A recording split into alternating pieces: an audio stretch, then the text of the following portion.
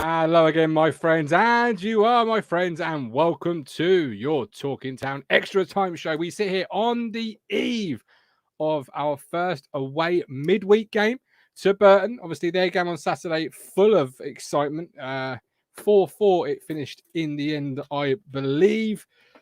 So can we go to the Pirelli tomorrow night and follow that up with a couple of good goals and a nice 3 points? We will discuss that. We will discuss MK Dons from the weekend, obviously 3-0. Standard set, I believe Connor Chaplin said in the press. Is that the case? Or is there more to come, as Kieran McKenna was intimating in his press conference with the football club today? As always, you can leave a comment via our live chat or get involved. It is, of course, your show to have your say in any way you wish. And there'll be a live link in the chat as well. Ipswich Boy has become a YouTube member today. Great work. Thank you very much. You can get access to the Discord straight away when you become a YouTube member, or support us through Ko-Fi. It's a very busy, active chat. The latest conversation, the last one was on there, was Sweet Caroline, and should it be played before the game? As you know, my thoughts and feelings on that one, I'll let you answer it for me. Firmly in the bin is where I believe it should be placed. A few more comments coming in. We've got Nick Muller saying raining in London. I haven't seen a drop of rain in Stowmarket this evening, I can promise you that. EJ Norwich, good evening. Everyone's still buzzing from the weekend. Billy Dalton back in the chat after being mistakenly banned from it. Sorry about that, Billy. Not quite sure what happened, but welcome back. Glad to have you here with us. Fair to middling. Tough opposition tomorrow, but can we match it? Good evening, Anne. Good evening, Gino. Thinks McKenna will be well happy. He isn't at Man United anymore. No, I bet he will be. Rob Smith, big win tomorrow, and it already is a massive improvement on last year's start. I've actually got a couple of stats to start the show with, one of which I think McKenna has sort of got as many points in his first 3 games as Cook had in his first 8 or something along those lines. Just tremendous return.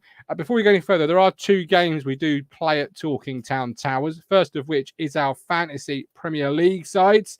I don't think many of the early trendsetters have any Man United players in, but this is the current league on your screen. I haven't done as well this week. I've gone from 12th to 77th. Quite the fall.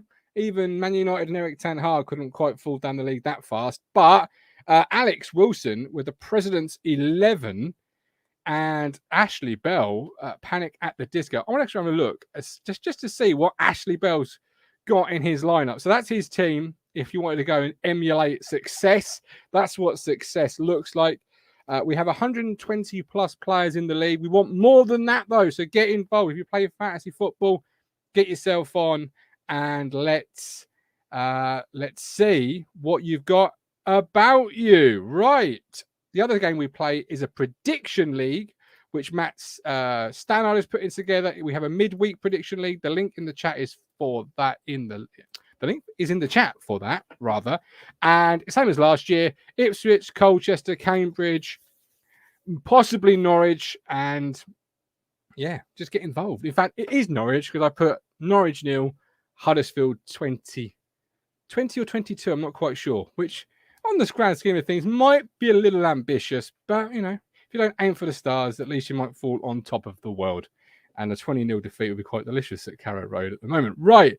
Joining me this evening are 2 wonderful contributors, the first of which is making his debut. Let's bring him into the big leagues. You might know him from Talking Cricket. He is, of course, Brandon. Brandon, how are you, my friend? Evening all. Not too bad.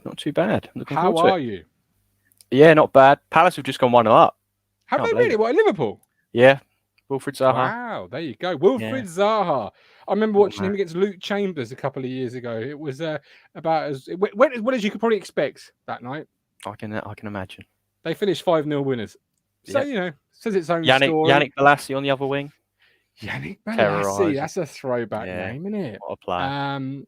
I will get the code for the Fantasy Football League in just a moment. But we sit here Brandon, after a lovely, comfortable 3-0 win, how you feeling on Monday? Because, the weekend's always great after 3 points, and the Monday's for the proper reflection. So how are you feeling sat here this evening? Yeah, I agree with. I think it is an Ipswichy sort of thing to do ourselves sort of a discredit when we put in a good performance. And I agreed with Colin that you can only beat what's in front of you. And MK Dons looked to play football the right way, and we absolutely ran them off the park, didn't we? So we absolutely did. Yeah, and we go tomorrow. Burton conceded 4 goals. We just scored 3. But you got to take the momentum, maintain momentum going forward. I like that. Take momentum and keep running with it. Obviously, a chance to win our 3rd league game on the bounce. Are you confident before we get into it? If you don't mention the scores or team, are you confident we sit here in the first 5 minutes of tonight's show that we could go there tomorrow and win? I don't think we've seen anything to suggest otherwise. The way that our first 11 have played the 3 games, I think we played 3 very good games of football where really we should be sat here on 9 points. If we don't, if we bury one of our chances against Bolton, we're sitting here on 9 points and we're top of the league anyway. So nothing to be down about, I don't think. No, Billy Dalton says if Town win tomorrow, we are definitely HMS pissed the league of 22-23 season and have set sail for the championship. Do you subscribe to that? Do you think another 3 points tomorrow really puts us in that? I think we were in the ballpark at the start of the season. We were one of the favourites. I don't think 3 points tomorrow is going to win us the league or get us promoted then. You've got to look at, it's a marathon, not a sprint, isn't it? And we've got out the blocks well, but we need to carry on for 46 games. Certainly is a marathon, not a sprint. Talking of contenders, before we bring Mr. Tuxford in, MK Dons last year finished 3rd playoff semi-finalists. I was expecting a little bit more from them. Are you concerned at all that if for any MK Don fans that they might be watching a team that not only is in transition on the pitch, but could be in transition from one league to the other and not in the positive direction? Because for me, they lacked a certain, heart, soul, spirit, whatever it might be. It just looked to be missing from a team that last year captured hearts and minds of so many fans for being such a little club that was really punching above their weight.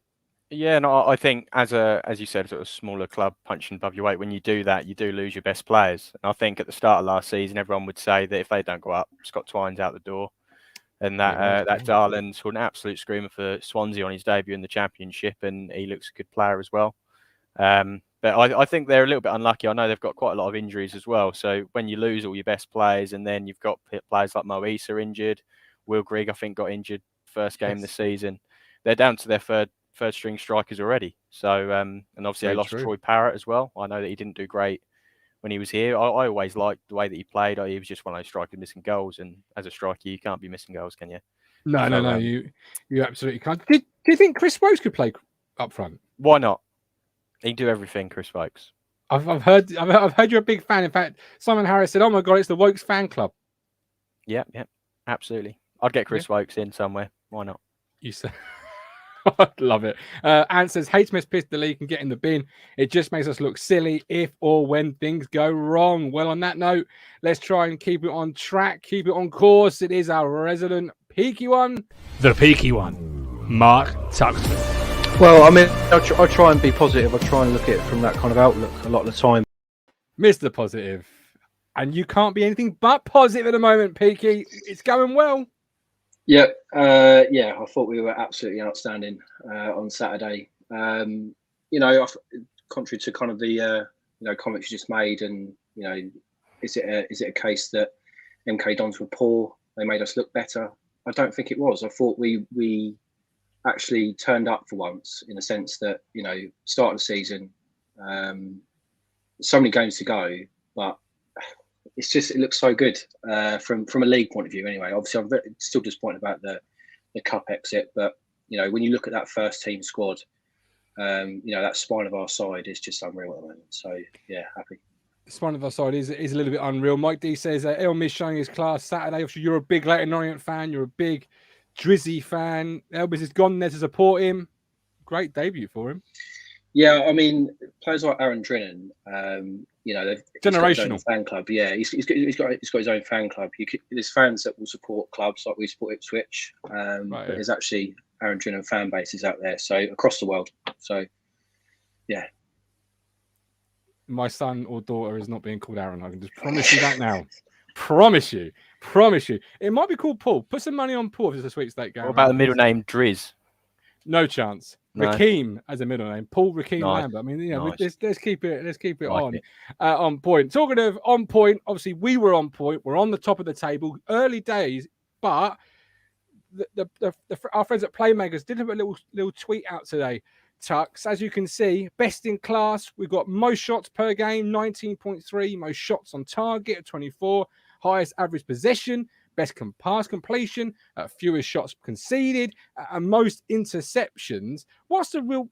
I'll ask you both for a stat that jumps out and why from that. I'll ask you first, Tux. I just brought yourself in. What one really jumps out from that little list and why? I think for me, best pass completion. I say that because, you know, I've grown up supporting Ipswich, you know, luckily kind of watching sides pass the ball majestically, you know, people like Managerial, you know, just did it all the time. But, you know, in recent years, I don't think we've been as good.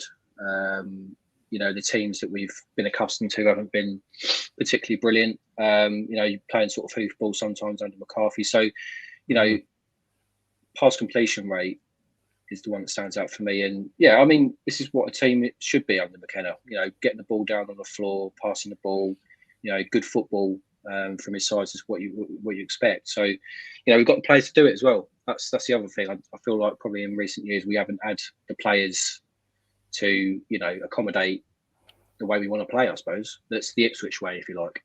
It's one thing having a good pass completion rate, though, Brandon. Most interceptions strikes me a little bit here because 46 being top of that.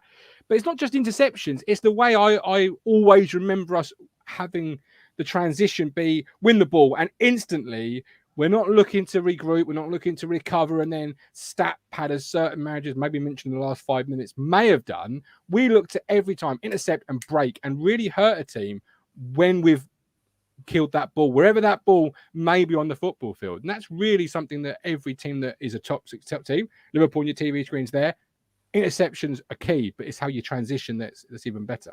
I think that's because for a very long time, all Ipswich teams lacked pace, didn't they? I remember when we got in the playoffs in the Championship, our wingers were what? J-Tab and Paul Anderson. Yes. No pace on either of them. And even our fullbacks, we've never really had any pace. Liam Feeney, ultimate, yeah. How many games did he play for us? Not many. Was it Warren Feeney? It was certainly a Feeney. I'm not great with names. I think you were right first time. But yeah, you look at our team now, you have, as you said, in transition, as soon as we win the ball back, look for Burns. Leif Davis has a yard or two as well. And then you got Harness, he's quick. And Ladapo is quite athletic as well. I know sometimes he takes a second or two to get off the mark, but once he does get going, he sort of has a basketball player build, doesn't he? You look at him and he doesn't look 6 foot. He looks taller than that, doesn't he? But yeah, he can move. So what's that sort of jumps out to you? Because somebody says here in the chat, Jason, never quite understands XG. One good chance, but we scored 3. Obviously, I think Norwich are fairly, really well positioned for their expected goals, not actual reality goals. But, you know, stats can only tell one part of the picture. But what stat jumps out to you from there, Brandon? Mine's the shots against. The fact that we're the least shots against and is it the most shots for as well? Yeah. So it's opposite. I was talking to my mate sort of at the start of the season and I thought the way that we're going to get promoted, I don't see us conceding any more than 32 goals. I think we're going to have the best defence by a long way in the league. I think the best in the last 5 years is about 34, 35. Yep. And I don't see us conceding many. You look at the teams we've played, I think maybe if we concede a hatful against Peterborough or teams who are actually some sort of decent attackers in this league, then I might be wrong. But I'm confident every time I turn up that we're not going to concede many because teams don't really look to win games against us by looks of it either. But in terms of sort of all those stats there, and obviously how we looked on Saturday, I think that also does come down. If we score early against any team, I think we'll blow them out the water. Yeah. Because straight away, that means they have to go toe for toe and try and get a goal. And on the break, we're just, as you said, in transition, we're deadly.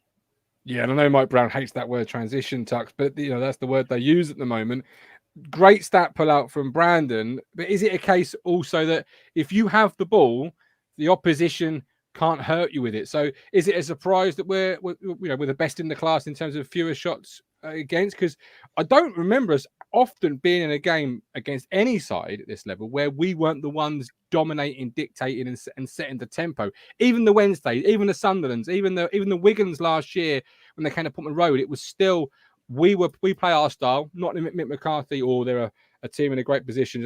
Let's try and adapt to them. Yeah, I mean, I'd judge it on what Christian Walton's like, and for me, he's our, obviously he's a very good goalkeeper, probably the best in the league. But when you look at it from a point of view that, teams don't, unless there's like sort of passages of play, like you might have the Forest Green Rovers in 10 minutes where they're, pelting the goal. But, over a 90-minute spell, there's not really anyone that comes to mind that's really just, I don't know, not thrashed us or like, actually taking the game to the scruff of the neck in the sense that they were the better side. So I judge it on the fact of Christian Walton because, on Saturday, I don't remember him really having too many chances, too many saves to make. It's really Forest Green Rovers for me. Even the Bolton game, like, not really that many, if I'm honest. So, I think we're going to come up against, the smaller sides of this league where, they will stick 10 or 11 men behind the ball. They're not going to carve out chances as much as they want to, as much as we probably want to, score more goals. It's frustrating from our point of view, but we still need to have an answer for that. And I'm not wholly convinced we still have the answer yet. I feel like MK Dons were pretty poor. And, you're right in the sense that the early goal will help us. We score early goals coming into the season, then we should do a bit better. But it is, early goals win games for me because it dictates how the match sort of pans out. So, yeah, hopefully we can get some more early goals in the coming weeks because I think that's going to be a difference. Absolutely. I may ask you a bit later on the show, both of you, if you feel we're more equipped to maybe beating those 10-men bank teams, because we may see it tomorrow night. Having drawn 4-4, I know some will believe they can't because they're at home, but equally results matter the most important. And we've seen it under McCarthy, certainly, plenty of times. That ugly football where you're just there to get a result, any result you can. And I'll also ask you before we go into the Burton chat, one player you felt particularly played well at Portman Road on Saturday. Before we do, links in the chat for those to get involved if they so wish to. First of all, Stephen Parry didn't comment on yesterday's show. Apologies, Stephen, but you're here tonight. How did you see total football against MK Dons? No problem. Congratulations as well, by the way. Thank you very much. This is what happens, Steve. The football season's not on. I've got to socialise with the wife, and suddenly we've got a baby on the way. At the end of the day, there isn't a lot you can say about it, can you? It was like we had a couple of dodgy moments, but they happen. Everybody has dodgy moments. It's how you deal with those dodgy moments, and I think we dealt with them perfectly well. I don't agree with the fact that everyone says that, Milton Keynes were poor, so that's why we won, because no one was saying that about us last season. I didn't see Bolton fans saying, they were poor, that's why we won. So why do we do it to us?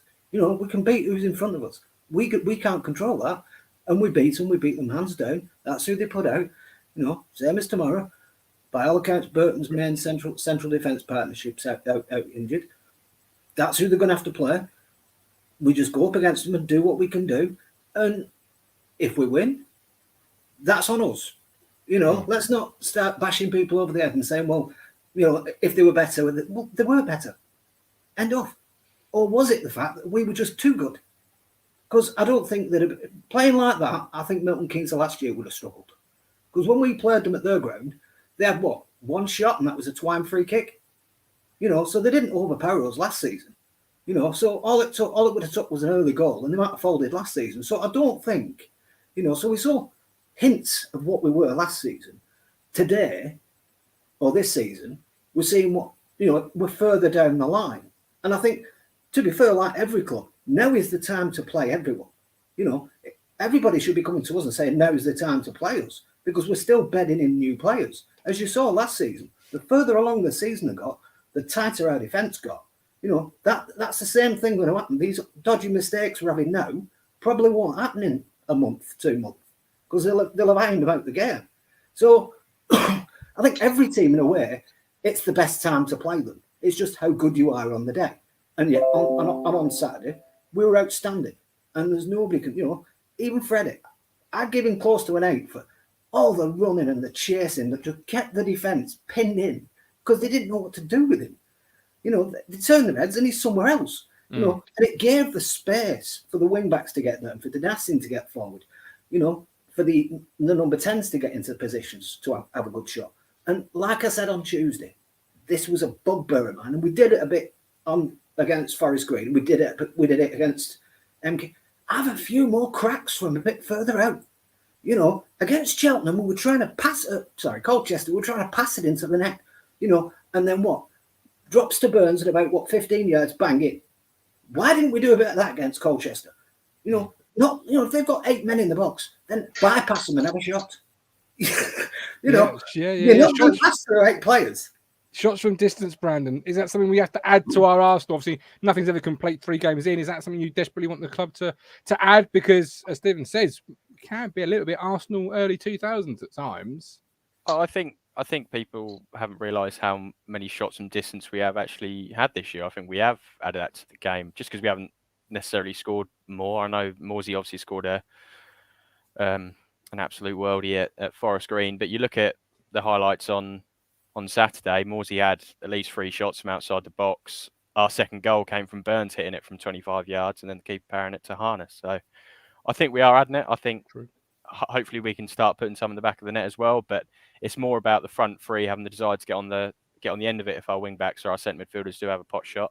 Harness was jogging on the spot and got a goal. I think that's where we can also see the benefit of having some long shots. I agree, but obviously on Saturday, MK Dons were certainly out of the 3 league games we played this year, they were parking the bus, I suppose you could say the least. But I think we can score in so many ways, just not from corners. No, well, we've got the first obviously league goal, but yes, that does still remain a little bit of a thorn delivery more so than other ways. Steve, great points from Brandon there. How did you sort of see Davis's performance? He's I've seen some jet lag conversation online today. I've seen obviously his debut was a mixed bag, mostly in the negative category. How did you see it yesterday? His second performance at Portman Road, Saturday, rather. Sorry. Well, I think it's been a culmination of all 3, really. You know, he started off a bit shaky, but that was to be expected to a certain extent. And I think he confirmed what a lot of people were saying. And then we went to Forest Green. He was better. He was getting balls in. He played I think it was a nice 1-2 with Harness that led to a goal eventually. Mm-hmm. And again on Saturday, I think he was even better than he was against Forest Green. So it's been like a gradual. It's like when you're winding up a toy car. You just finally wound it up and he's off. You know what I mean? He needed winding up, and he's starting to get wound up now, and he's getting better and better as time goes on. I think. We've also got Greg Lee. Let's not forget. Maybe Greg Lee will have a run tomorrow. I don't know. He's a big 6-footer, good at headers, so it might benefit him playing somewhere where you're going to get like air edge. You know what I mean? It might be better having someone with a better header of the ball than Davis and give him a bit of a rest. But he's getting better and better as the games go on. And people were questioning at the time of Bolton that. Was he worth £1 million? Well, we can see now he is. He's got a lot of quality. He might not be the finished article. He might not be the Wes Burns. But Wes Burns was a winger. He was never a defender. This was a defender. So his instinct is to attack. His instinct's not necessarily to attack, but to get up the field and set up play, which is what he's been doing. He's been linking up nicely with Harness. And I think as the season goes on, that could be a very rewarding partnership. Absolutely. Steve, appreciate before I let you go, Burton tomorrow night. How are you feeling tomorrow? I'm not going to go ape. I'm going to stick with the 40% on the thing and go 2-0. 2-0. Love it. Look after yourself. Hopefully we'll speak tomorrow after we've got a 2-0 3-point win. Stephen mentions Harness there, Tux. As did Brandon. There's some chat love for him. Rob Smith, Harness admits he will get better. How have you seen Marcus Harness 2 games in to his 3 games, but 2 at home into his town career?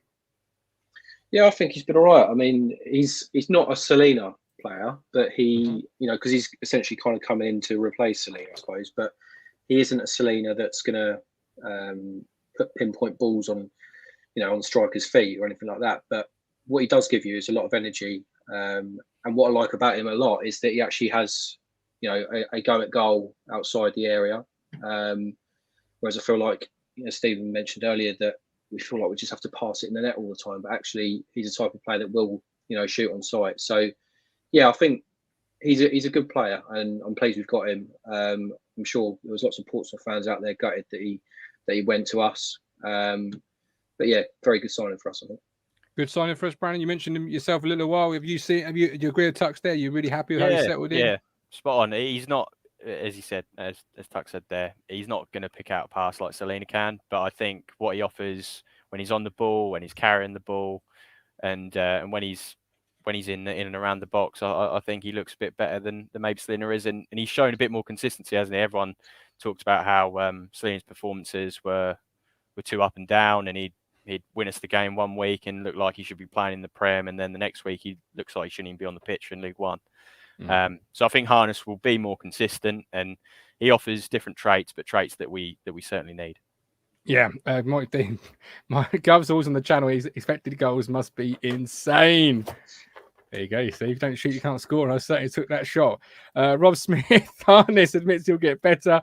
Will be a much better goal threat than Selena. Gavin Law Davis was excellent. Cat and Brent, thank you so much. I really appreciate that. Gavin Law Morsey likes a shot from distance.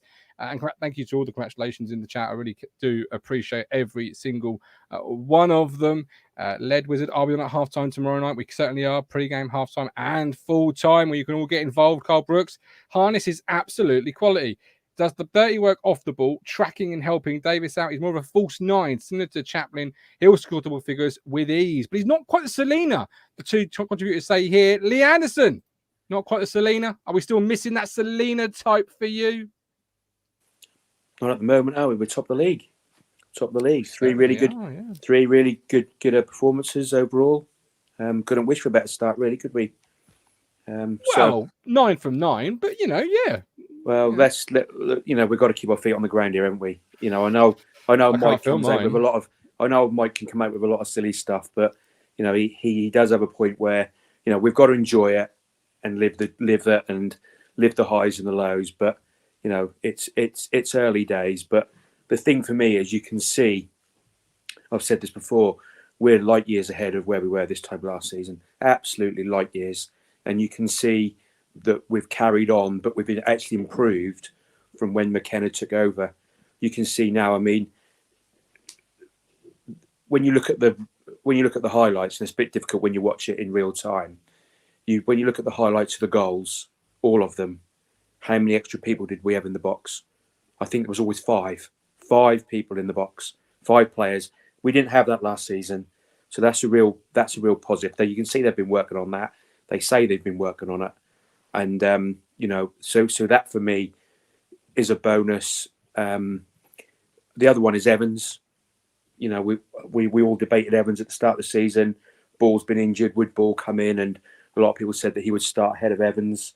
A few of us didn't really agree with that. I think tomorrow night might be a game for Evan, might be a game for Ball, because I think we're going to get the ball tossed into our box a lot, and we're going to need people to head that away. But that's the dilemma that McKenna has for tomorrow, isn't it? Do you go with the same team and back your players to do that, or do you have one mind on the opposition defensively? And it's how he feels he'll cope. I mean, our best defence really is to keep the ball, and that's shown in the stats. If we've got the ball and we're taking care of the ball, particularly around the back, then we're not going to get broken down, and we're going to dictate the play. And I think that's sort of key. But I think Evans has he's shown a lot. He's proved a lot of people wrong. I think early on, it is early season, but we have to remember McKenna didn't have him for long, did he? Before he get injured. And and he's improved lots of players.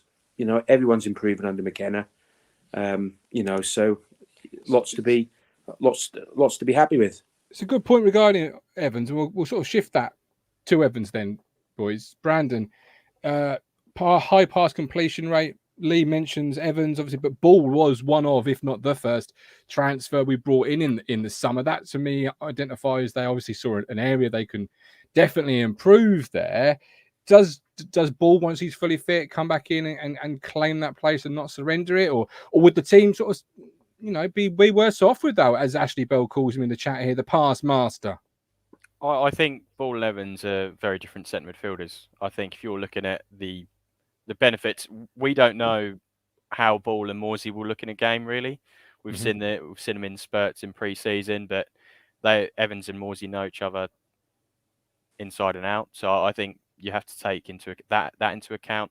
And if you've got Morsey there, who obviously he's starting to be more of a box-to-box now, you want Ball in the games where we think we're going to be defending a bit more. I think if you take Evans out and you put Ball in, I think you are going to miss a lot of that pass. And in the pre-season game I saw of Ball against West Ham, he's very much one of those players. I'll win the ball back and then I'll give it 5 yards to whoever's near me, and then they can do the passing. And I think one thing that we have missed in terms of our recruitment, we are still missing a right-footed set-piece taker. I know Evans hasn't done well, but I've got to say the state that corner flag is in between the West Stand and North Stand is absolutely horrific. I was sat just above the corner flag for the Colchester game, and because the best stand was obviously closed for us home supporters, wasn't it? But Certainly was, mate. Yeah, that corner flag was absolutely atrocious. Wes Burns spent about 2 minutes when he was meant to be warming up trying to sort out divots there. So I'd be surprised if anyone puts in a decent ball from there. It is awful. Well, in that case, play it short every time. Lee also mentioned being light years ahead, Tux, before I ask you about Evans and Ball. Is that down to the managers primarily, just the fact you've got a better manager in this year? Is it down to the foundations being set and there not being the turnover there was last year in the transfer market? What's made us so much better this year, particularly at the start? I think it's a culmination of everything. But I think for me, if I had to boil it down to one thing, it's just a bit of consistency. I think we see that obviously McKenna has a style of how he wants to play football. He's got the players he wants, whether that's from previous regime or who he's brought in. They're there for a reason. I don't think any player that's come in is, been brought in just to be a squad player. I think they actually are here to kind of test whatever's here already, in a sense. But yeah, I think, like Lee said, I think we are light years away from what we were last season.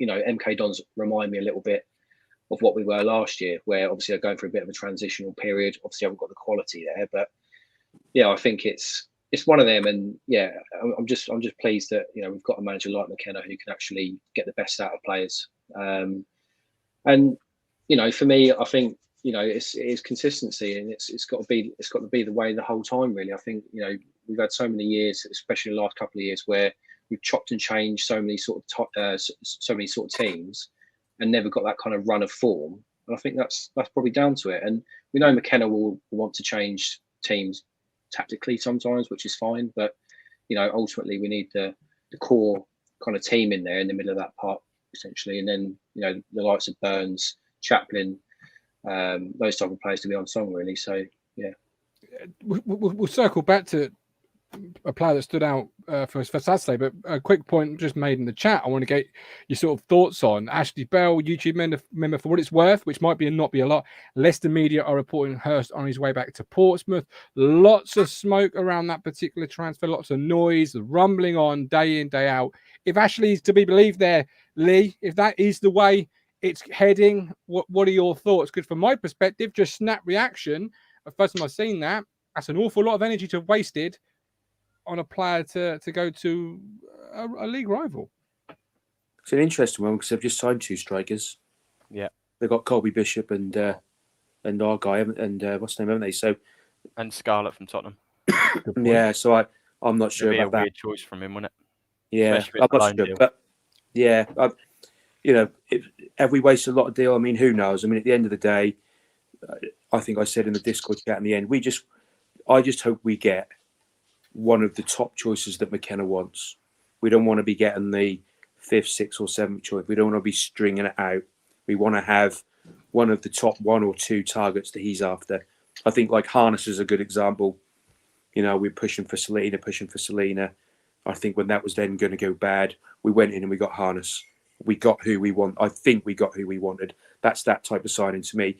And I think the same will be for Hurst. If it's not Hurst, it will be somebody else. I still think he fits the profile, that type of player. a tall striker. He might be good in the air. I think we need that. I think, it's clear that a Ladapo type striker playing one up front with that presence is what we're after. Jackson offers something different away from home, but you can see the problem we have is when Jackson plays and he plays against Colchester and they park the bus. We haven't got that striker, that additional striker that we can lump the ball into. We can't pack the box, and I think that's still our weakness. And that's not a slight on Jackson, because he has other strengths for other games. He's better like coming on like Saturday when we're winning and we can stretch and play. So we are short of a striker. I know there's something in the media, someone saying about, do we need another striker? Of course we do. Of course we do. We need a backup for Ladapo. And if it's not Hurst, then it will be somebody else. But it'll be somebody, hopefully, that McKenna wants. Big word in that comment, that start of the sentence was if from myself, doing the heavy lifting there, Tux. Lots of people in the chat sort of playing down it, saying the article on Twitter was nonsense, etc.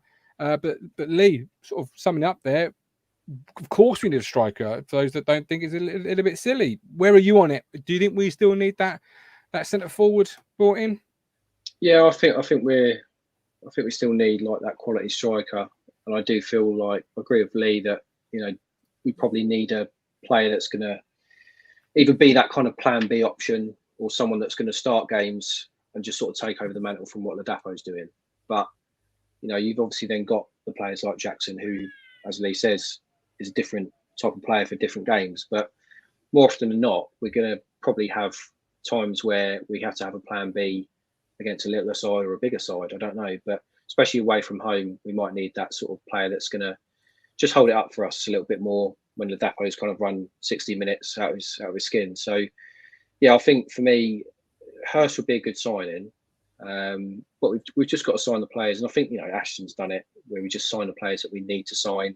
I think last summer, was just a bit of a scattergun approach that we needed to fill spaces. Some of that will obviously be down to Paul Cook. But, obviously McKenna knows what players he wants. And I'll be honest, I don't think the type of targets that we are going for, I don't think there'll be a long list of them. I think there'll just be quite a short list of the players that he really wants. He'll go for them. If we don't get them, we don't get them. There might be time in January where they become available, or next summer. But I don't think he's worried too much, because obviously we've got a very good squad at our disposal at the moment. So yeah, I think for me it's got to be Hurst. He fits that kind of the bill that we need, I suppose. Yeah, absolutely. One player that played well for you on Saturday in the league before I let you go, my man. Cool, that's a hard one, isn't it? Well, I said it before. I mean, if I can only say one, it's got to be JD. It's got to be JD. It has to. I mean, how he. He's more of a right back than a centre back. I think the first goal, I know he skinned some old age pensioner that was probably due to be sitting up in the Cobbold stand in a couple of years, over 50s and that. But he skinned. Sorry, I'm only joking. He skinned some other bloke before that. He skinned the other guy before that as well, didn't he? He skinned two of them, and he crossed the ball, and it was I saw the goal live, Burns' goal. When you sit on the replay, what a finish that was, by the way. What a finish that was.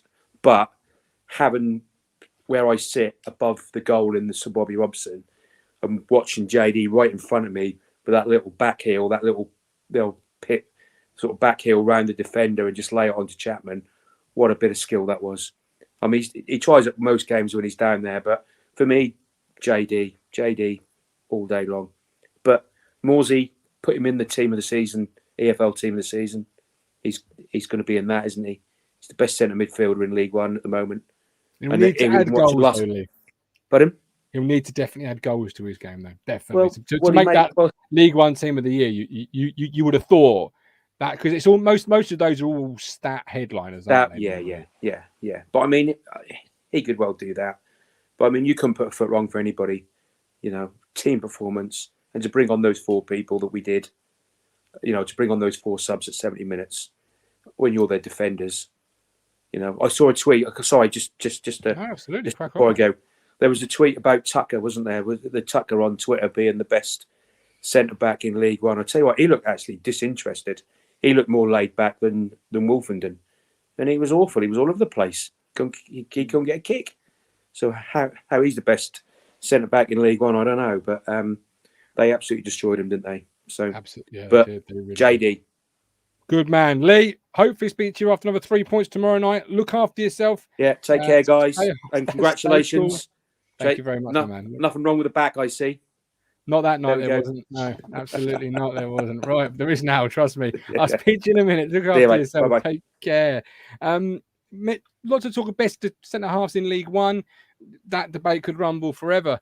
Richard Keogh's come in the door, Brandon, and today I've seen obviously some reports to be believed. I don't know. I take it with a grain of salt until things start to happen.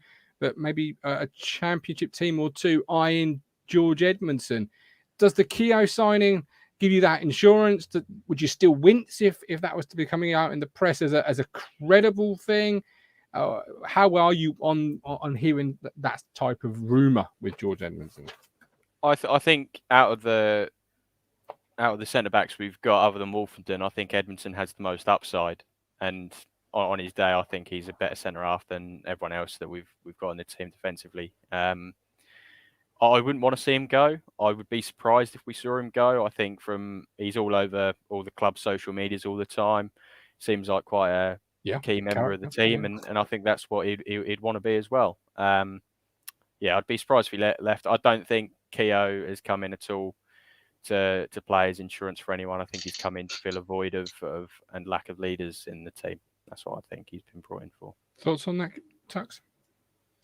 Yeah, no, I agree. I don't think he's an insurance policy for Edmondson at all. I think he's that insurance really for Ndaba going out on loan, so he can actually get regular first team football. I don't agree with it personally. I do feel that if Ndaba's going to play for us, he should be playing now, I suppose. But he's got stiff competition. But then again, Keogh has as well. If he's going to actually want to play for us. But yeah, I'd like to see Edmondson stay. I think a lot of comments in the chat that he's the best defender we've got at the club.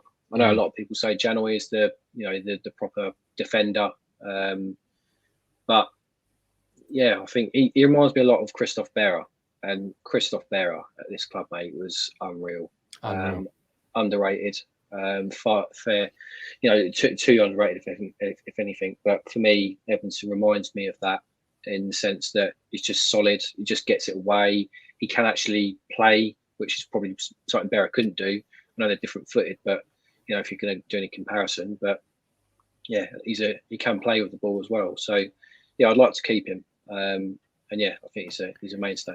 Is he the most championship ready defender currently for us, Brandon? Do you think maybe Wolfenden is ready? Is he our most championship ready defender? I do think so. I think Wolfenden very much would look out of place in a team that doesn't look to play football out the back. Mm-hmm. Defensively, I think Wolfenden still has some improvement to do, and I think we've got the perfect coaching staff for him to do it. But I think in terms of actual defending, I know that we nearly conceded, I suppose, from Edmondson losing the man, but I still think that we have to stop the cross. As good as Janoi was, I think a couple of games this year, the players beating him and got a ball into the box a little bit too easy. I do agree with that, yeah. But that's the only thing that I'd say. I think it's very easy to poke holes sometimes when there are easy chances or the striker's 5 yards free. But I just think Edmondson is class. I think Wolfenden is really good on the ball, as I said. I think he's probably the best ball playing centre half. But when we're defending, they're playing in defence to start, aren't they? That's their main job. Absolutely. Craig, positive for the game. For me, the game died a bit when our subs came on, but I'll take that all day long when we're 3 up. We've got Dino. At least he would give his all for the team in every game as well. Stephen Parry mentions one of the championship clubs I believe that would have been linked, which is Sheffield United. Right now, why would everyone go to Sheffield? They ain't going up. More likely he'll be playing them next term. Ashley Bell. It would have to be a massive fee for either Wolf or Fridge, 10 million plus, because that's what they could be worth once in the championship. Good point, Ash. Josh Russell, Fridge ain't going anywhere. Mike D, Fridge's class. Paul Harper, Bon had a lot of going on personally in the second half of the season. I'd have Bon over Hurst now. Stephen, he's a sellable asset in the championship, but at least 5 million. Ashley Bell. Don't think it was even a link, just a recruitment specialist suggesting he'd be a good signing for Sheffield United. It's like saying that, apples are going to get good for you, So Yeah, spot on. I'm Yeah, allergic to them. Not very good for me. no, well, if you're allergic, yeah, I guess so. Well, then even Edmondson has his moments where he's not very good defending. But, Everyone does. Every player does. Particularly at this level. Lee Anderson, we are building a team as much for the championship as getting out of League One. Edmondson is our best centre back. Well, lots of love for Edmondson. The only way we lose Edmondson is if he plays well and Ipswich don't, and come January we're not where we are now. I think that's the only way that he will leave, is if we don't look like we're going to have a chance at promotion like we did last year. I was worried when we got to January last year we would lose him. But I think that's built in us town fans, isn't it, Brand? That you're going to lose somebody, because that's what we've been conditioned to over the last X, Y, or Z. That there's always a Kios coming in would mean who's leaving. And I think with how the club has done in the last 10 years on the pitch, I think that's also where the whole mentality of we never play well and the teams that we beat play badly, I think that's where it comes from. We're just used to, I suppose, not doing great and not playing great football. So when we do it, I think we're still doubting that we're actually doing it. I know that I'm quite young. I haven't seen Ipswich in the Premier League. When I was born, it was the year that we were in Europe with Fanini George up front, and all I've got is a DVD of that. So this is the best football by far that I've ever seen Ipswich play in my lifetime. And the rest of the time, we haven't really been playing for any sort of football like this. So didn't realise that you were that young. So turning to you now, old fogey. I mean, Tux. The striker saga continues, as Gino calls it there. The striker saga. Bon is coming back into the conversation. Is a George Hurst the man you want? Would a Bon be agreeable to you as it is to Gino there? Yeah, as I said earlier, I think Hurst is the player that probably McKenna wants, or the one that we're being heavily linked with. So there's a reason for that.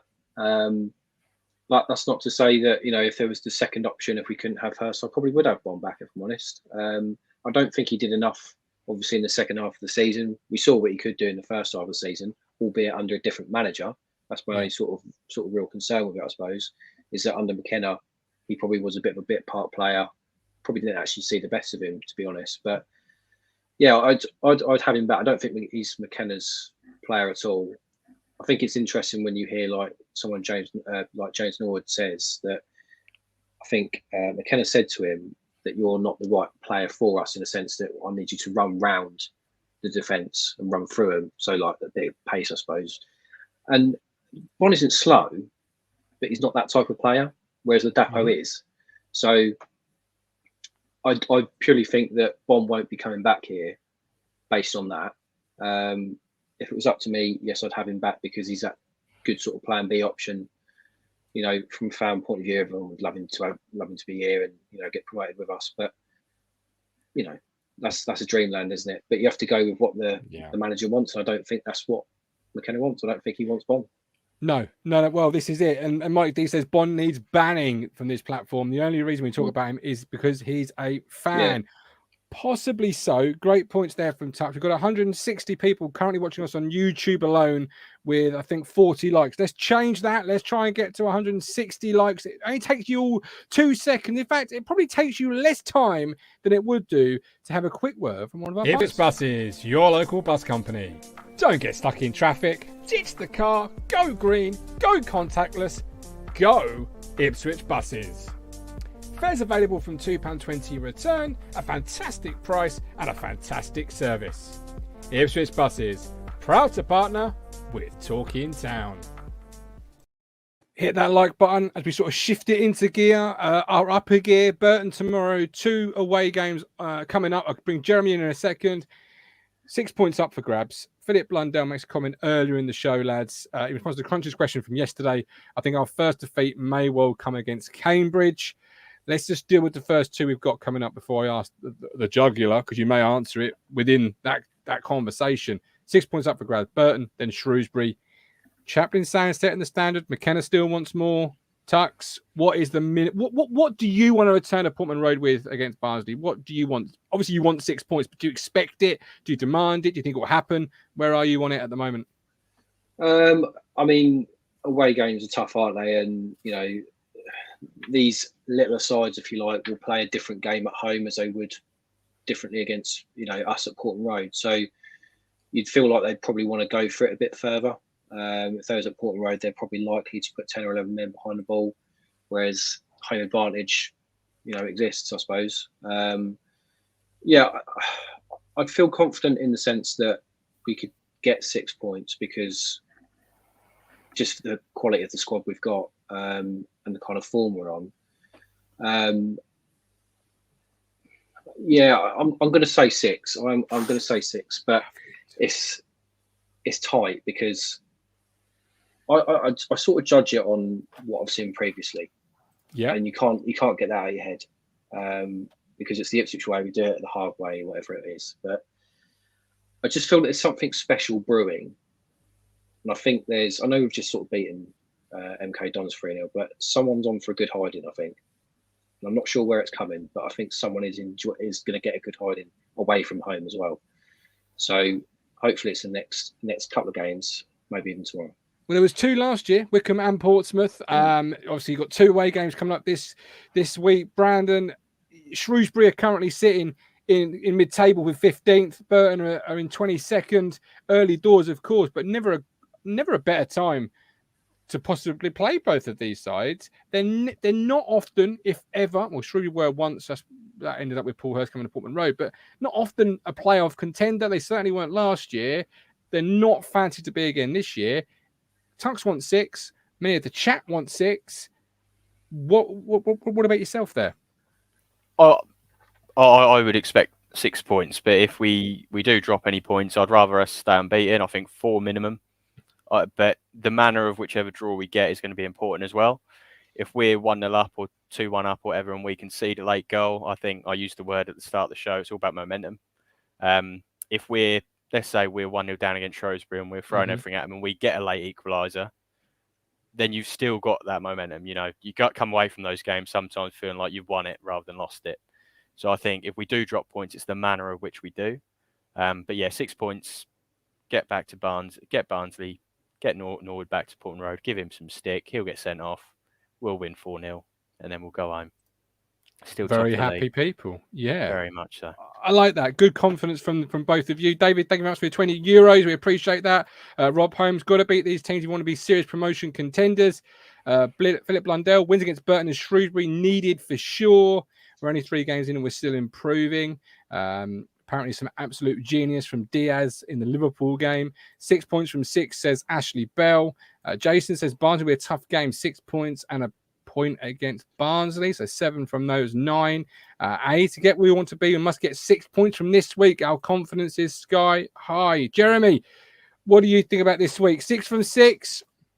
Yes, definitely. Most definitely.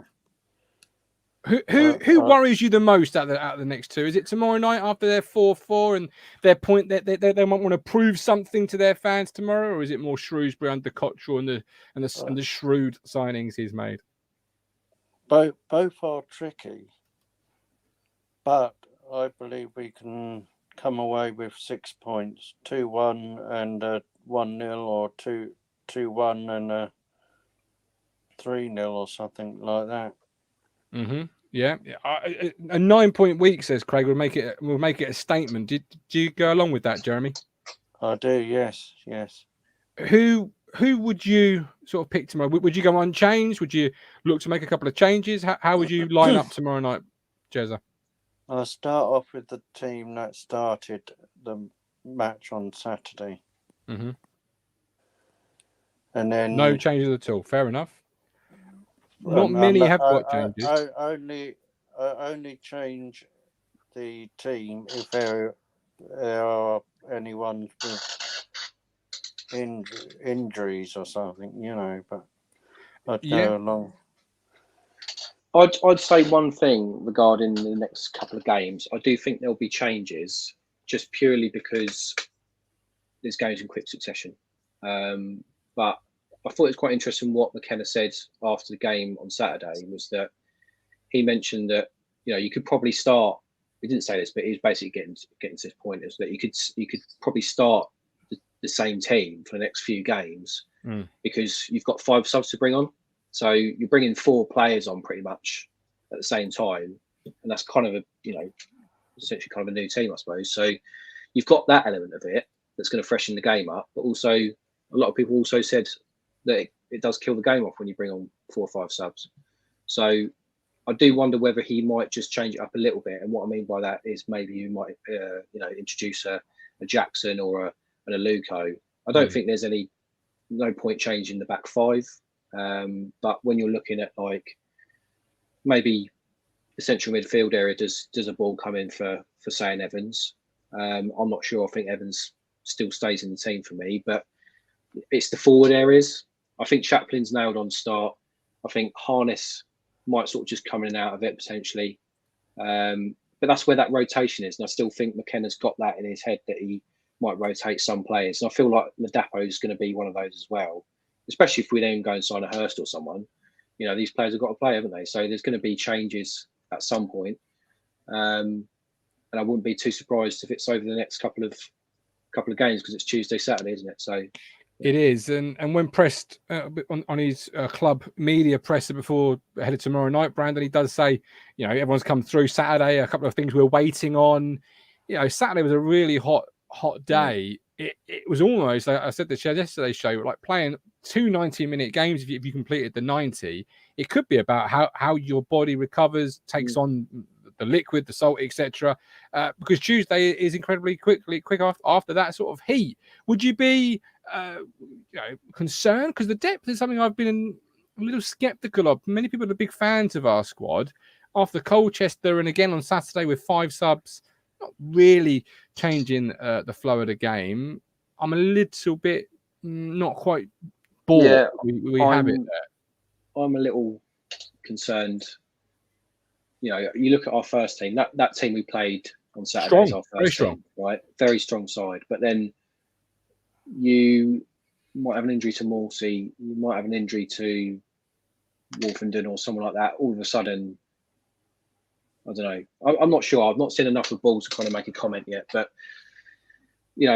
players like Morsey worry me because he's going to miss 3 games at some point. Yeah, he's going to get booked. He's going to get sent off at some stage. So that worries me from that point of view. And as I said to you on Tuesday night last week, it wasn't the manner of we lose against Colu. We knew that was going to happen, really. But it was the fact that that's meant to be our second string.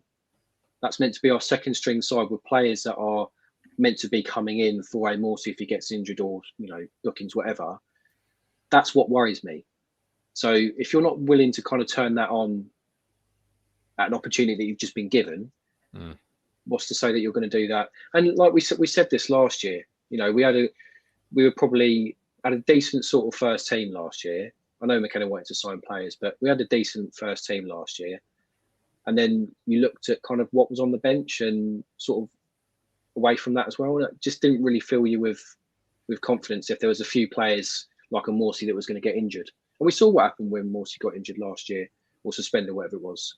We weren't as good. No. So, Brandon, yourself? Yeah, I think last year we could all pick which 3 subs were going to be made before the game started. Whoever didn't start out, Luco, Chaplin, Selena, they were going to come on for one of them. We were going to change up front, whoever we had up front. And it was just samey, wasn't it? I think I sent you my team gov. I don't know whether we'll get to that. Yeah, I'll bring it on the screen now. Go for it. I've brought Liam Burgess in, and I know everyone's going to look at that and think, why is he playing 4-2-3-1? I think we play 4-2-3-1. I just think that people have in their minds that it's 5 at the back. McKenna himself has said he sees it more as a 4.5 at the back. Donasian plays as a right back. If you look at when Ipswich aren't on the ball, it's normally Edmondson, Wolfenden, and then Lee pushes forward and Donasian pushes forward. You'd never really see Burns behind the ball unless we're winning and it's late on. Burns stays at right wing. And the reason I think this as well, if you look at when we do play our B side, it's much more obvious. If you take Donasian out of that, you put Vincent Young in, we then play a normal right winger on the right. And I think Harness just plays a bit narrower, but I think we play 4-2-3-1. I think at times on Saturday, Brandon, it was almost 2 at the back. We were that dominant. It was often just Wolfie and Edmondson. Burgess is an interesting one. Obviously, he did mention McKenna that Burton are physical. Is that your thinking there with Burgess and Lee bringing a little Not bit of at all. physicality in? Not at all. The way I'm looking at it is Leif Davis said himself today, he said, you know, I did have a bit of jet lag. I was injured before the summer. Leeds wanted me to go away, probably because I had no left backs. But he played 81 minutes at wing back on Saturday, which is arguably, other than maybe centre midfield, the most straining position in terms of, you know, fatigue, this, that and the other. And the two players for me who have played in this team and who aren't starting at the moment, who haven't done anything wrong when they have been on the pitch, is Burgess and Lee. So I think if you're going to rotate it, Edmondson had half of pre-season. He just came back from a long-term injury. That's my thought behind it. You could drop Wolfie as well. I'm happy with Burgess and Lee coming in because both of them haven't done anything wrong when they have played. That's my thought behind it. Fair enough. The four attacking players, all of them came off with 20 minutes to go. I can only imagine because McKenna wanted to save them for tomorrow night. So that's the reason behind my team. Fair enough. Josh thinks it's more of a 3-4-3. Mike says, I agree. Love Brandon. He knows he's shit. There you go, Brandon. You got a lot of fans here. Ashley Burster, speaking of Selena, 3-0 down and hauled off at half time. Paul says, Edwards is so exciting at the start of last year. Lee for me is very strong defensively. He could start tomorrow. So that's your team. Tux, this is your lineup. How talk us through this one. So you've gone for the traditional 3-5-2, the 3-2-2, unchanged. So you're firmly in the we're going to go unchanged tomorrow night.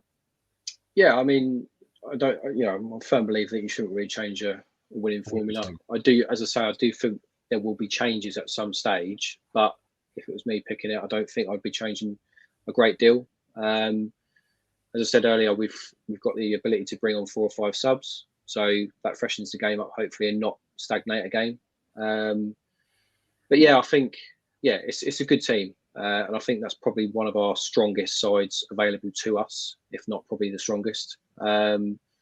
So yeah, unchanged for me. Absolutely love it. We'll be here tomorrow, 7:15 for the pre-game show, then half-time, then, of course, live. The moment the full-time whistle goes on our full-time match reaction show to leave a link and get involved and have your say, hopefully, following a comprehensive 3 points. The only thing left to ask you both, as Jeremy's disappeared, is score prediction for tomorrow night. Tux?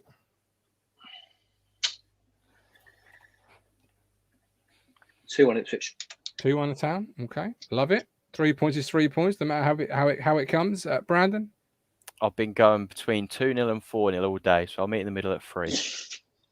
Love it. 3-0, 3 points. A lovely third league win on the bounce. Don't forget, we have our midweek prediction league, which you can do at home and get involved with. But until tomorrow, he's been a wonderful master debut in the big leagues for Mr. Brandon. Thank you very much, sir.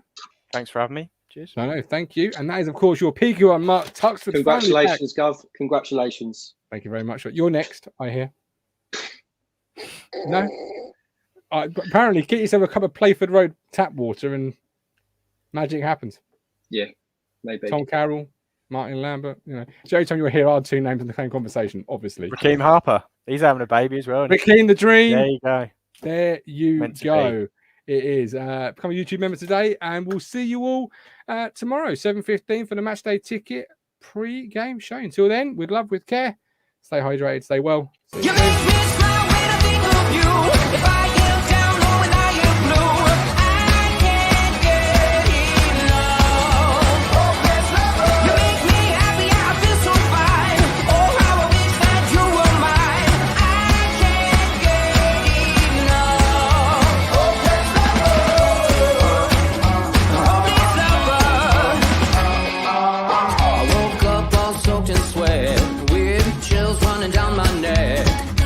Crazy from just the thought of you.